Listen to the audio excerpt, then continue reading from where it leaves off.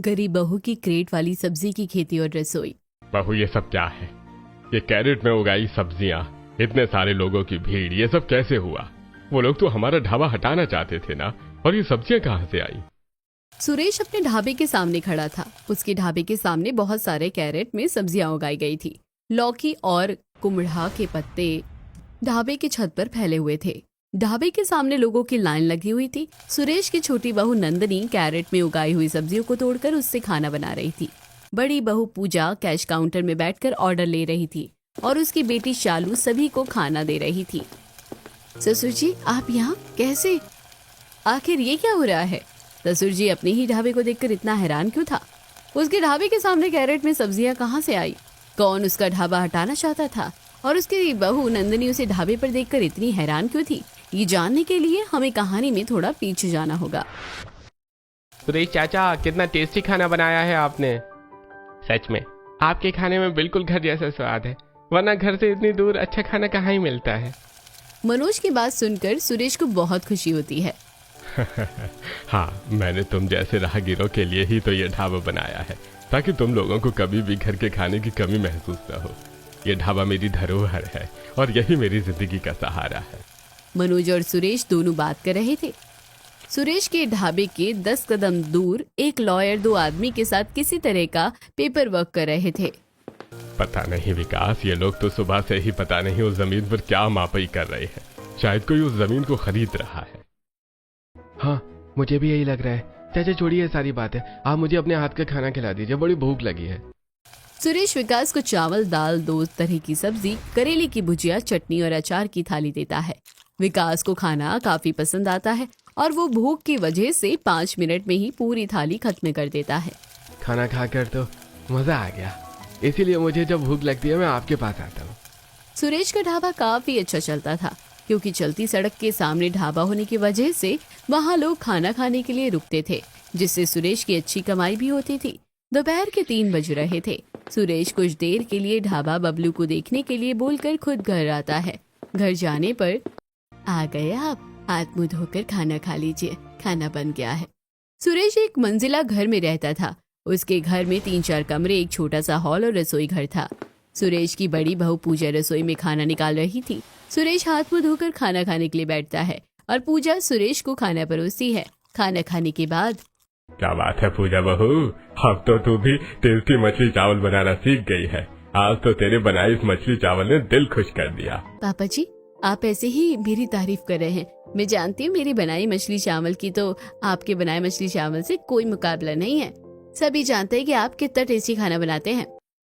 तुम ससुर और बहू खाना बनाने का कंपटीशन क्यों नहीं कर लेते हो? सीधे फैसला हो जाएगा कि किसका मछली चावल अच्छा है। लता की बात सुनकर सुरेश और पूजा दोनों हंसने लगते हैं। लता के घर में सभी बात कर रहे थे कि तभी लता का बड़ा बेटा राहुल घर आता है। अरे ओ पूजा, कहाँ हो तुम? बड़ी प्यास लगी है, इसे कुछ पीने के लिए ले आओ। राहुल कारखाने से काम करके पसीने से लथपथ घर आता है। पसीने से उसके सारे कपड़े भीग जाते थे। उसे बहुत प्यास लगी थी, इसलिए पूजा सौंफ और गोंद कतीरे का शरबत बनाकर लाती है। लीजिए शरबत, इसे पीकर आपको अच्छा लगेगा। आज मैंने खाने में आपकी पसंद की मछली चावल बनाए हैं, तो आप भी शरबत पीने के कुछ देर बाद खाना खाने के लिए बैठ जाइएगा।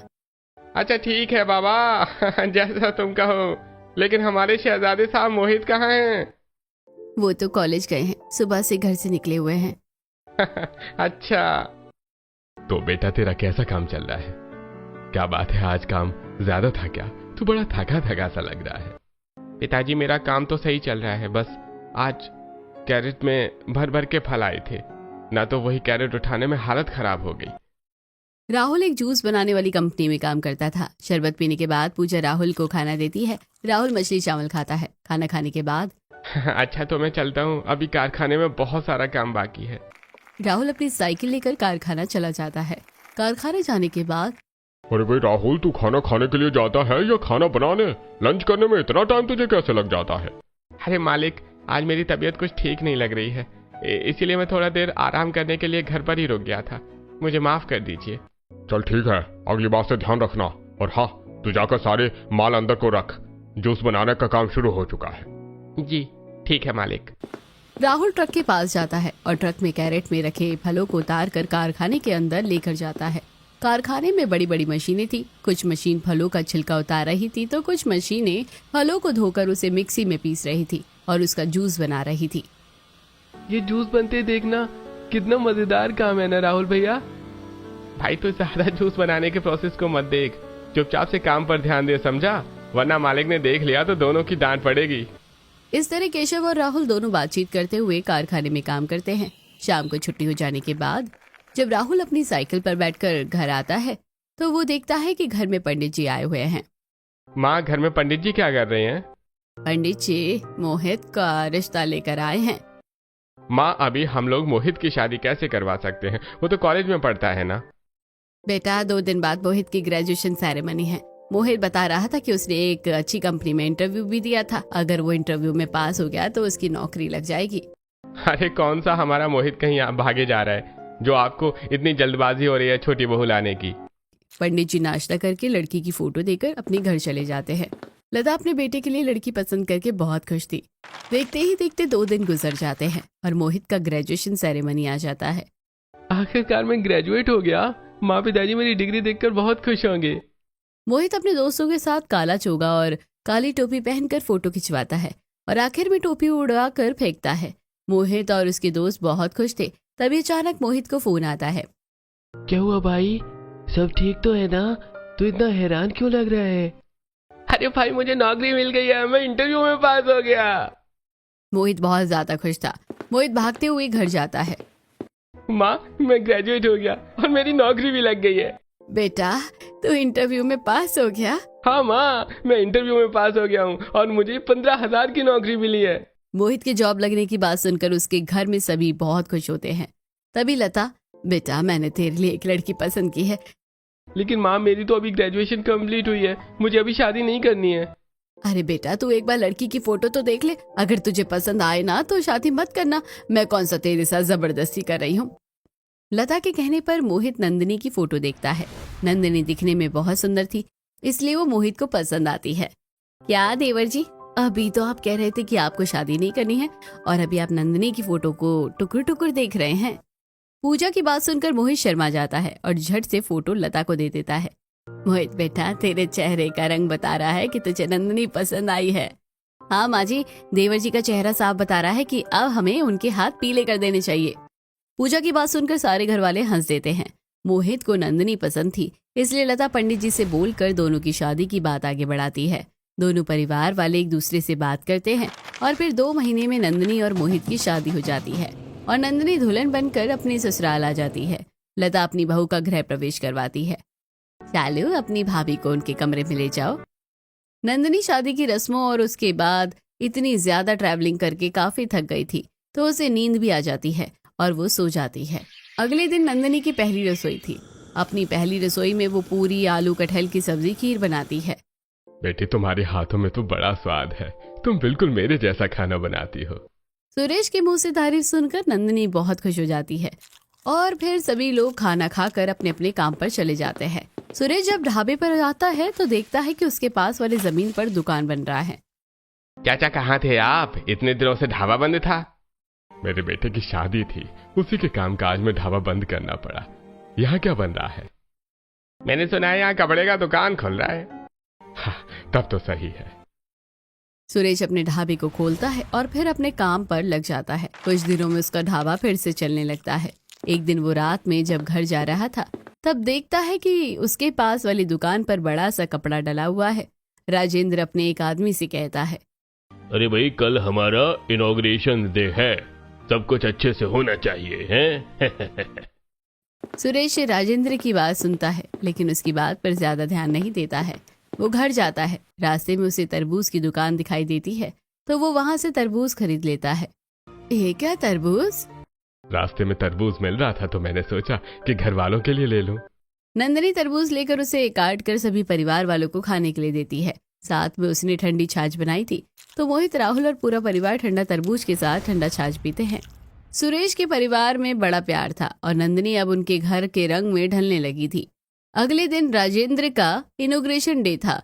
अब राजेंद्र अपनी दुकान से पर्दा हटाता है तो सुरेश बहुत हैरान हो जाता है। रेस्टोरेंट? मैंने तो सुना था यहाँ कपड़े की दुकान खुलने वाली है। रेस्टोरेंट का इनॉग्रेशन करने के साथ साथ राजेंद्र अपने रेस्टोरेंट में बहुत सारे ऑफर्स देता है, जिसे सारे लोग राजेंद्र के रेस्टोरेंट में खाना खाने के लिए चले जाते हैं। आज तो मेरे ढाबे पर कोई नहीं आया, शायद रेस्टोरेंट में अच्छा ऑफर मिल रहा है इसलिए लोग वहाँ गए हैं। पहले दिन तो सुरेश को लगता है कि ऑफर की वजह से लोग उसके ढाबे पर खाना खाने नहीं आ पा रहे हैं, पर जब हफ्ता गुजर जाता है तो उसे चिंता होने लगती है। एक दिन संजय अपने परिवार के साथ रेस्टोरेंट में खाना खाने के लिए जा रहा था कि तभी क्या बात है राकेश, आजकल तुम मेरे ढाबे पर खाना खाने नहीं आते? चाचा, रेस्टोरेंट का खाना बहुत टेस्टी होता है और वो लोग आइसक्रीम भी देते हैं, इसलिए मेरे परिवार वालों को वहीं का खाना है। राकेश की बातें सुनकर सुरेश परेशान हो जाता है। तभी राजेंद्र उसके पास आता है। मेरे रेस्टोरेंट के सामने तुम्हारा ढाबा नहीं चलने वाला है, तुम अपना ढाबा मुझे बेच दो। मैं अच्छे से बोल रहा हूँ, मेरी बात मान लो वरना मैं तुम्हारा ढाबा तोड़वा भी सकता हूँ। राजेंद्र की बात सुनकर सुरेश काफी घबरा गया था। उसके ढाबे पर लोगों का आना बहुत कम हो गया था। अब गिने चुने लोग ही उसके ढाबे पर आते थे, जिसकी वजह से वो टेंशन में रहने लगा था। देखिए, आप इतना परेशान मत होइए, सब कुछ ठीक हो जाएगा, आप चिंता क्यों करते हैं। लता और उसके परिवार वाले सुरेश को उत्साहित करते हैं, लेकिन सुरेश किसी की बातों पर ध्यान नहीं देता है। एक दिन सुरेश अपने ढाबे पर बैठे सोच रहा था। पता नहीं मेरे ढाबे पर लोग क्यों नहीं आ रहे हैं, क्या हर किसी को बस रेस्टोरेंट में ही खाना खाना है? सुबह से दोपहर हो गई लेकिन कोई मेरे ढाबे पर नहीं आया। सुरेश ये सब सोचकर परेशान था, तभी उसकी नजर मनोज पर जाती है। मनोज सुरेश के ढाबे की तरफ देखता भी नहीं है, वो सीधे रेस्टोरेंट में चला जाता है। चाचा, आपके हाथ का खाना वर्ल्ड का बेस्ट खाना है, ऐसा खाना तो और कहीं मिलता ही नहीं है। बताओ, ये मनोज एक वक्त पर मेरे खाने की इतनी तारीफ करता था और अब ये मेरे ढाबे की तरफ देख भी नहीं रहा है। ये सब देखकर सुरेश को काफी बुरा लगता है। वो उदास होकर अपना ढाबा बंद कर देता है और अपनी सोच में डूबे हुए रास्ते में चलने लगता है। सुरेश कड़ी धूप में परेशान चल रहा था, तभी उसे अचानक हार्ट अटैक आता है। अरे अरे बचाओ! सुरेश बेहोश होकर रास्ते में गिर जाता है। सुरेश को जानने वाले कुछ लोग उसे सरकारी अस्पताल में ले जाते हैं। रामू नाम का एक आदमी सुरेश के घर जाकर सुरेश के हॉस्पिटल जाने की खबर देता है। अरे वही चाची, सुरेश चाचा रास्ते में बेहोश होकर गिर गए, उन्हें लोग सरकारी अस्पताल लेकर गए हैं, आप लोग जल्दी चलिए। रामू की बात सुनकर लता बहुत परेशान हो जाती है और रोना शुरू कर देती है। सुरेश जी को क्या हो गया है, मुझे उनके पास ले चलो। पूजा, शालू, नंदनी, लता तीनों को जैसे तैसे संभालते हुए हॉस्पिटल लेकर जाती है। पूजा ने कॉल पर मोहित और राहुल दोनों को सुरेश के बारे में बता दिया था, तो वो दोनों भी हॉस्पिटल पहुंचते हैं। मोहित, तेरे पिताजी को क्या हो गया? अचानक से वो रास्ते में गिरकर बेहोश हो गए। माँ, आप खुद को संभालो, मैं डॉक्टर से बात करता हूँ। देखिए, आपके पिताजी को ज्यादा टेंशन लेने की वजह से हार्ट अटैक आया है। हार्ट अटैक का लेवल थोड़ा नॉर्मल है, लेकिन चिंता करने पर दोबारा भी हो सकता है। अगर आप अपने पिताजी को ठीक करना चाहते हैं तो आपको उनका ऑपरेशन करवाना पड़ेगा। डॉक्टर साहब, पिताजी के ऑपरेशन में कितना खर्च आएगा? देखिए, सरकारी हॉस्पिटल होने की वजह से यहाँ आपका हर चीज तो फ्री में हो जा रहा है, लेकिन ऑपरेशन के लिए 5 लाख रुपए लगेंगे। क्या 5 लाख रुपए? इतने पैसे कहाँ से आएंगे? मोहित और उसके परिवार वाले शालू को हॉस्पिटल में छोड़कर घर आ जाते हैं। बेटा, उनके ऑपरेशन के पैसों का इंतजाम कैसे होगा? 5 लाख तो बहुत ज्यादा है। माँ, मैं अपनी कंपनी के मैनेजर से बात करता हूँ, मुझे लगता है वहाँ से पैसे मिल जाएंगे। माँ, मैं भी अपने कारखाने के मालिक से बात करूंगा। वैसे तो वो भी काफी सख्त हैं, लेकिन जरूरत पड़ने पर लोगों की मदद करते हैं। मोहित और राहुल दोनों अपने अपनी कंपनी में बातें करते हैं और लोन लेने की कोशिश करते हैं। मोहित को उसकी कंपनी से 2.5 लाख रुपए लोन मिल जाता है और राहुल को काफी मनाने के बाद उसके मालिक से 50,000 रुपए मिलते हैं। अभी भी 2 लाख रुपए कम है। मोहित और राहुल दोनों बहुत ज्यादा परेशान थे। पूजा उनके लिए खाना बनाती है, लेकिन खाना उनके गले से नीचे नहीं उतरता है। अपने पति और जेठ को परेशान देखकर नंदिनी अपनी अलमारी से सोने के गहने निकालती है और उसे मोहित को दे देती है। मोहित जी, ये गहने लीजिए, इसे गिरवी रखकर ससुर जी का ऑपरेशन करवा दीजिए। नहीं नंदिनी, मैं तुम्हारे गहने नहीं ले सकता, ये सब कुछ तुम्हारा है। देवर जी, इतने गहने काफी नहीं होंगे, आप मेरे गहने भी ले जाइए और इसे भी गिरवी रखकर पैसों का इंतजाम कीजिए। नहीं भाभी, मैं ऐसा नहीं कर सकता। देवर जी, आप समझने की कोशिश करो, इस वक्त ससुर जी की जान से ज्यादा हमारे लिए कुछ भी जरूरी नहीं है। मोहित पूजा की बात मान लेता है और गहनों को गिरवी रखकर 2 लाख रुपए का इंतजाम करता है और पूरे 5 लाख रुपए देकर सुरेश का ऑपरेशन करवाता है। डॉक्टर सुरेश का ऑपरेशन करते हैं। सुरेश बच जाता है, लेकिन उसे हॉस्पिटल में रखा जाता है। ऐसे ही दिन गुजरते हैं। एक दिन, हे भगवान, तूने हमारे ऊपर मुसीबत का पहाड़ क्यों डाल दिया? हमारा ढाबा बंद हो गया, दोनों बेटे कर्ज में डूब गए। अब हम लोग करे भी तो करे क्या? ढाबा बंद हो जाने से और दोनों बेटों को अपनी अपनी कंपनी से कर्ज लेने की वजह से सुरेश के घर की हालत खराब हो गई है। नंदिनी खाना बना रही थी कि तभी वो राशन के डिब्बे झांक कर देखती है। माँ जी, घर में राशन तो खत्म हो गया है, अब खाने में क्या बनेगा? अब बहू, मेरे पास भी ज्यादा पैसे नहीं हैं, बस ये 50 रुपए है। तू एक काम कर, ये 50 रुपए लेकर राशन की दुकान पर जा और इससे जो राशन मिले वो तो ले आ। नंदिनी लता से पैसे लेकर राशन की दुकान पर राशन लेने के लिए चली जाती है। भैया, मुझे थोड़ा सा आटा और थोड़ा सा तेल दे दीजिए।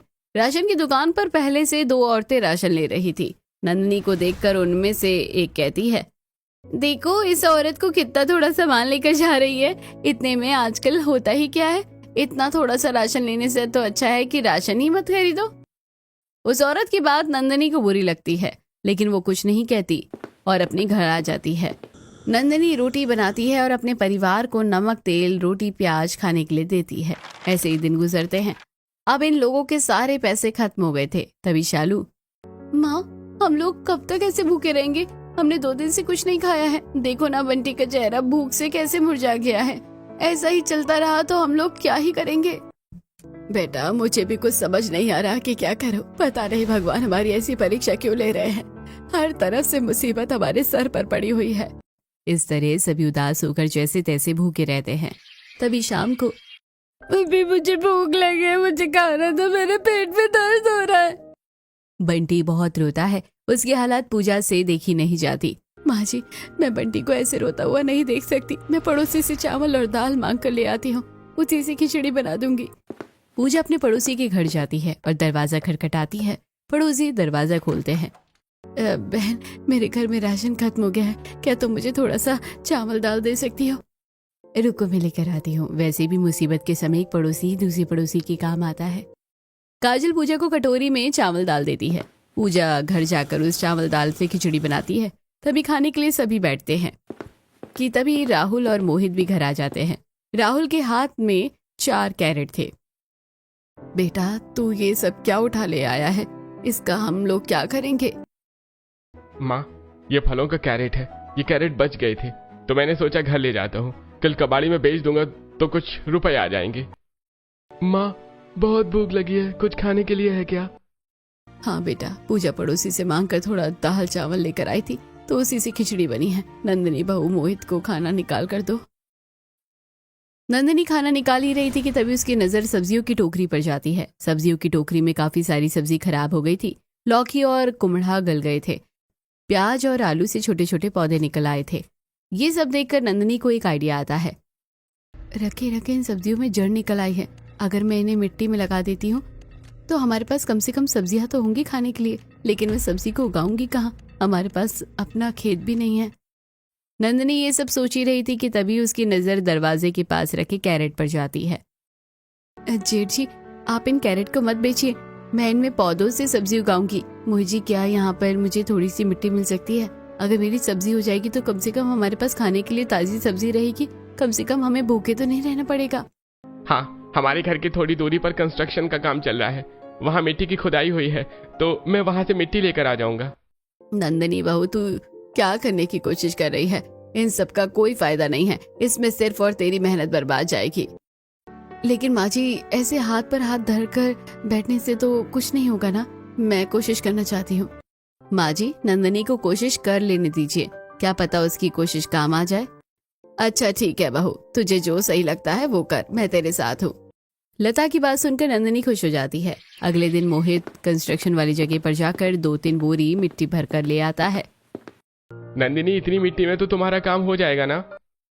जी हो जाएगा। शालू, ओ शालू, पास के तबेले से जाकर थोड़ा गोबर ले आइयो। नंदिनी शालू को गोबर लाने के लिए भेज देती है और खुद कैरेट को अच्छे से साफ करके उसमें जूट की एक बोरी की पतली लेयर बिछाती है। इतनी देर में शालू गोबर लेकर आ जाती है। नंदिनी गोबर और मिट्टी को मिलाकर कैरेट में भरती है और फिर उसमें अलग अलग सब्जियों के बीच आलू, टमाटर, प्याज के पौधे उगा देती है। नंदिनी, तुमने कैरेट में सब्जियां बो दिया है, लेकिन क्या ये कैरेट ऐसे ही पड़े रहेंगे? ये तो बहुत सारी जगह ले रहे हैं। अरे दीदी, अभी तो सबसे जरूरी काम बाकी है। नंदिनी कुदाल से 4 गड्ढे खोदती है और उसमें लंबे लंबे बांस गाड़ देती है। फिर वो एक के ऊपर एक कैरेट को रस्सी और तार की मदद से अच्छे से बांध देती है।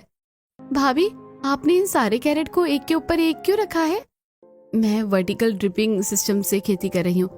जब मैं ऊपर वाले कैरेट में पानी डालूंगी तो उसका पानी नीचे वाले कैरेट में जाएगा और इस तरह सभी सब्जियों को अच्छे से पानी मिलेगा। नंदिनी सुबह शाम अपने कैरेट वाली सब्जियों में पानी डालती है। ऐसे ही दिन गुजरते हैं। नंदिनी के परिवार वालों की हालत दिन पर दिन खराब होती जा रही थी। एक दिन, नंदिनी, मुझे लगता है कि अब हमें बाहर जाकर कुछ काम करना चाहिए, क्योंकि हमारे पति जो काम करके लाते हैं वो सारे पैसे तो कर्ज चुकाने में ही खत्म हो जाते हैं। ऐसे हमारा घर कैसे चलेगा? आप बिल्कुल सही कह रही थी दीदी, मैं भी कुछ दिनों से यही सोच रही थी, लेकिन बोलने की हिम्मत नहीं हो रही थी। पूजा और नंदिनी दोनों एक साथ लता के कमरे में जाती है। माँ जी, हम लोगों की हालत दिन प्रतिदिन खराब होती जा रही है और कितने दिनों तक हम लोग ऐसे भूखे रह पाएंगे। इसलिए मैंने और नंदिनी ने सोचा है कि हम लोग किसी के घर पर साफ सफाई का काम करें। लेकिन बहू, लोग क्या कहेंगे? माँ जी, लोग तो कुछ ना कुछ कहते ही रहेंगे। अभी हम लोग भूखे हैं तो क्या वो लोग हमें अपने घर में 2 रोटी देने आएंगे? नहीं ना। तो हमें भी तो उन लोगों की फिक्र नहीं करनी चाहिए। तू सही कह रही है बहू, तुम दोनों को जो सही लगता है करो। लता से बात करने के बाद पूजा और नंदिनी दोनों साफ सफाई के काम के लिए बड़े बड़े घर में जाकर पूछती है, लेकिन उन्हें कहीं काम नहीं मिलता। दीदी, हमें तो कहीं भी काम नहीं मिल रहा, हम लोग क्या करेंगे? नंदिनी, इतनी जल्दी हार नहीं मानते। पूजा और नंदिनी 1-2 और घर में देखती है और उन्हें एक अमीर आदमी के घर में पोछा लगाने और बर्तन धोने का काम मिल जाता है। मालिक, क्या आप मुझे कुछ पैसे उधार दे सकते हैं? आप मेरी सैलरी से काट लीजिएगा। हमारे घर में खाने के लिए थोड़ा भी राशन नहीं है, पैसों की बड़ी दिक्कत है। पूजा के चेहरे से उसकी लाचारी साफ दिख रही थी, इसलिए उसके मालिक उसे उधार में थोड़े पैसे दे देते हैं। पूजा और नंदिनी उन पैसों से राशन लेकर आती है और सभी लोग बहुत दिनों बाद पेट भर खाना खाते हैं। अगले दिन से पूजा और नंदिनी दोनों अमीर आदमी के घर डस्टिंग और पोछा और साफ बर्तन करने का काम शुरू कर देती है। ऐसे ही दिन गुजरते हैं। देखते ही देखते नंदिनी के कैरेट में पौधे दिखने लगते हैं। माँ जी, देखिए, मेरे कैरेट में पौधे आ गए हैं, बस सब्जी उगनी बाकी है, फिर तो हमें बाहर से सब्जी लेने की जरूरत ही नहीं पड़ेगी। हाँ बेटा, कुछ ही दिनों में तुम्हारे कैरेट में सब्जियां भी उग जाएगी। काश तुम्हारे ससुर जी भी ये सब देख पाते, लेकिन वो तो अभी भी हॉस्पिटल में ही है। ये कहते हुए लता काफी उदास हो जाती है, क्योंकि अभी भी सुरेश हॉस्पिटल में थे और वहीं उनका इलाज चल रहा था। माँ जी, आप परेशान मत होइए, आप देखिएगा ससुर जी ठीक होके हमारे पास बहुत जल्दी आएंगे। नंदिनी की बातें सुनकर लता की आंखों में आंसू आ जाते हैं। ऐसे ही दिन गुजरते हैं और देखते ही देखते नंदिनी के कैरेट में बहुत सारी सब्जियां उग जाती हैं। भाभी देखिए, आपकी मेहनत रंग लाई, आपके कैरेट में सब्जी उगी है। आज मैं अपनी उगाई सब्जियों से ही खाना बनाऊंगी। नंदिनी खुश होकर अपनी सब्जियों को तोड़ती है और फिर उससे बहुत ही अच्छा खाना बनाती है। सभी परिवार वाले खाना खाने के लिए बैठते हैं। तब, क्या बात है नंदिनी, तुमने तो बहुत ही बढ़िया सब्जी बनाई है। सच में खाना खाकर तो मजा आ गया। ऐसी सब्जी तो पिताजी भी नहीं बनाते थे। राहुल बिल्कुल सही कह रहा है। नंदिनी बेटा, तुम्हारे हाथ में तो बहुत स्वाद है और तुम्हारी उगाई हुई सब्जियां खाने के स्वाद को और बढ़ा रही हैं। सबके मुंह से अपनी तारीफ सुनकर नंदिनी को काफी अच्छा लगता है। वो उनकी बातें सुनकर कुछ सोचने लगती है। अरे नंदिनी, हम लोग तुमसे बातें कर रहे हैं और तुम कहाँ खो गई हो? दीदी, मुझे एक अच्छा आइडिया आया है। क्यों ना हम लोग पिताजी के ढाबे को फिर से शुरू करें? अब तो हमारे पास सब्जियां भी हैं और हम लोग साफ सफाई का काम करके थोड़े पैसे भी कमा रहे हैं, तो उन पैसों से हम लोग राशन ले आएंगे। नंदिनी, क्या तुम सच कह रही हो? तुम तो जानती हो तुम्हारे ससुर जी को ढाबे से कितना प्यार है। अगर उनका ढाबा चलने लगा तो उन्हें बहुत खुशी होगी। ऐसी बात है तो हम लोग पिताजी के लिए फिर से उनके ढाबे को शुरू करेंगे। नंदिनी, शालू, चलो ढाबे की सफाई करते हैं। नंदिनी, पूजा और शालू तीनों मिलकर सुरेश के ढाबे में जाती है और ढाबे जाने के बाद, देख रहे हो भाभी, रेस्टोरेंट में कितनी ज्यादा भीड़ है। क्या उनके सामने हमारा ढाबा चलेगा? पता नहीं शालू, जैसे ये नहीं पता था कि कैरेट में सब्जी उगेगी या नहीं, तो कोशिश तो करके देखते हैं ना, नतीजा जो भी होगा देखा जाएगा। नंदिनी बिल्कुल सही कह रही है, कोशिश करना हमारे हाथ में है, लेकिन एक परेशानी है, हमारा ढाबा सच में बहुत गर्म है। मेरे पास इसका एक इलाज है, मैं एक कैरेट में कद्दू के पौधे लगा दूंगी। कद्दू के लंबे लंबे जड़ और इसकी पत्तियां पूरे खरपैल की छत को ढक लेंगी तो गर्मी नहीं लगेगी। नंदिनी, पूजा और शालू मिलकर पूरे ढाबे को अच्छे से साफ करती है। रात में जब सभी खाना खाने के लिए बैठते हैं कि तब, जेठ जी क्या आपके कारखाने में कुछ और कैरेट मिल सकते हैं क्या? अरे नंदिनी, आज ही मैं फिर से अपने साथ कुछ बचे हुए कैरेट ले आया हूँ। वो बाहर रखे हुए हैं। मैंने सोचा शायद तुम्हारी किसी काम आ जाए तो तुम उसका इस्तेमाल कर लो। राहुल की बात सुनकर नंदिनी को बहुत खुशी होती है। वो अगले दिन कैरेट में फिर से मिट्टी और गोबर डालकर सब्जियों के बीज बोती है और अपने घर के बाहर उगाई हुई कुछ सब्जियों के कैरेट को ढाबे के पास ले जाके रख देती है। भाभी, आप ये सब क्या कर रही हैं? शालू, आज मैंने जो सब्जियों के बीज उगाए हैं उसे उगने में थोड़ा समय लगेगा, इसलिए मैं घर से हुई लौकी के पौधे को यहाँ ले आई हूँ। अब मैं इसे छत पर रख दूंगी तो इसके पत्ते और जड़ पूरे छत में फैल जाएंगे। इससे छत गर्म भी नहीं होगा। नंदिनी सीढ़ी पर चढ़कर लौकी की जड़ को पूरे छत पर फैला देती है। नंदिनी का आइडिया तो बहुत सच में काम कर गया। गर्मी कम हो गई है। चलो अब हम लोग खाना बनाना शुरू करते हैं। पूजा और नंदिनी मिलकर कैरेट में उगी सब्जियों से खाना बनाती है और शालू आवाज देकर लोगों को बुलाती है, आओ आओ हमारे ढाबे पर आओ और 50 रुपए में पेट भर खाना खाओ। शालू काफी देर तक आवाज देती है लेकिन ढाबे पर कोई नहीं आता है। फिर काफी देर बाद एक और औरत उनके ढाबे पर आती है। बेटी, मुझे बड़ी भूख लगी है लेकिन मेरे पास सिर्फ 20 रुपए है। क्या 20 रुपए में मुझे खाना मिलेगा? हाँ माँ जी, हमारे ढाबे का नियम है कि हमारे ढाबे में कोई भी भूखा नहीं जाता। आपको 20 रुपए में यहाँ पेट भर खाना भी मिलेगा। शालू जानकी को खाना निकाल कर देती है और जानकी पेट भर खाना खाती है। बेटे, तुम लोगों ने आज मुझे बहुत ही टेस्टी खाना खिलाया है। मैं तुम्हारे ढाबे के बारे में अपनी फैक्ट्री में लोगों को बताऊंगी। वहाँ मेरी तरह बहुत लोग हैं जो गरीब हैं और पेट भर खाना खाने के लिए तरसते हैं। जानकी इतना कहकर चली जाती है। इस तरह पहले दिन ढाबे पर सिर्फ एक कस्टमर आता है। अगले दिन जब नंदिनी, पूजा और शालू ढाबा खोलती हैं और खाना बनाती है तो उसके 2 घंटे बाद ही उनके ढाबे पर लोगों की लाइन लग जाती है। सभी 50 रुपए में पेट भर खाना खाना चाहते थे। दीदी, मुझे खाना दो। अरे नहीं बेटी, पहले मुझे खाना दो, मुझे काम पर लौटना है। सुरेश के ढाबे पर लोगों की भीड़ जमा हो गई थी। पूजा, नंदिनी और शालू मिलकर अच्छे से सबको खाना खिलाती है और अच्छी कमाई करती है। सभी को खाना खिलाने के बाद जब तीनों आराम करने के लिए चेयर पर बैठी थी कि तभी, बेटा, इन लोगों को मैंने ही तुम्हारे ढाबे के बारे में बताया था। शुक्रिया चाची, अब आप भी खाना खा लीजिए। नंदिनी जानकी को फ्री में पेट भर खाना खिलाती है। ऐसे ही दिन गुजरते हैं। अब सुरेश का ढाबा पहले से बहुत अच्छा चलने लगा था। वहाँ लोगों की भीड़ लगी रहती थी, लेकिन दूसरी तरफ राजेंद्र का रेस्टोरेंट ठीक नहीं चल रहा था। वहाँ लोगों की भीड़ कम हो गई थी और राजेंद्र ने खाने का प्राइस भी बढ़ा दिया था। एक दिन सुरेश को हॉस्पिटल में होश आता है। होश में आते ही उसे अपने ढाबे की चिंता होती है। पता नहीं मैं कितने दिनों से अस्पताल में हूँ, मेरे ढाबे का क्या हुआ होगा। ये सब सोचते हुए सुरेश परेशान होकर अपने ढाबे पर जाता है और देखता है कि उसकी दोनों बहू और बेटी ढाबे को संभाल रही हैं। ढाबा का हुलिया बदला हुआ है। ढाबे के सामने कैरेट में सब्जी उगाई हुई है और ढाबे पर लोगों की लंबी लाइन है। सुरेश ढाबे के पास जाता है। बहू, ये सब क्या है? ये कैरेट में उगाई सब्जियां, इतने सारे लोगों की भीड़, ये सब कैसे हुआ? वो लोग तो हमारा ढाबा हटाना चाहते थे ना, और ये सब्जियां कहाँ से आई? ससुर जी, आप यहाँ कैसे? पिताजी हॉस्पिटल से सीधा यहाँ आए हैं और पिताजी आपके ढाबे पर इतनी भीड़ आपकी दोनों बहू और शालू की वजह से है। तीनों ने आपके ढाबे को फिर से शुरू किया। नंदिनी ने कैरेट में सब्जी उगाई और अब आपका ढाबा पहले से भी अच्छा चल रहा है। मोहित की बात सुनकर सुरेश की आंखों में आंसू आ जाते हैं। सुरेश अपनी बहुओं और शालू पर गर्व महसूस कर रहा था। एक तरफ सुरेश अपने ढाबे में अपने परिवार के साथ खुश था तो वहीं रेस्टोरेंट के अंदर कुछ और चल रहा था। राजेंद्र अपने शेफ पर गुस्सा था। अरे भाई, आजकल तुम लोग कैसा खाना बना रहे हो? हमारे रेस्टोरेंट में लोग इतने कम क्यों हो गए हैं? सर, आपने ही तो हमें लो क्वालिटी का मसाला यूज करने के लिए कहा है। खराब मसालों की वजह से खाना अच्छा नहीं बन रहा है और इसीलिए लोग रेस्टोरेंट में खाना खाने नहीं आ रहे हैं। अरे बहाने मत दो, तुम लोग ठीक से काम नहीं कर रहे हो।